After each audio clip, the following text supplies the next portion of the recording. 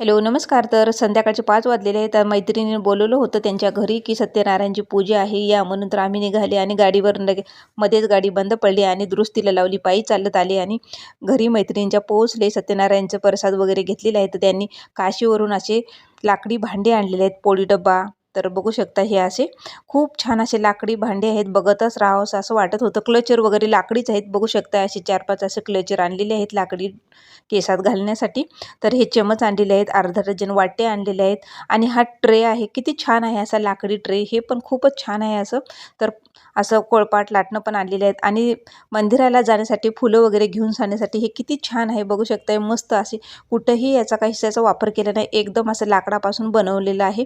तर त्यांनी असं काशीवरून काय काय आणलं ते दाखवत होते. तर आम्हाला बघू शकताय मस्त छान असं पूर्ण लाकडापासून तयार केलेलं आहे. तर हे अगरबत्ती स्टँड पण किती छान आहे. बघू शकताय मस्त एकदम सगळं छान आहे.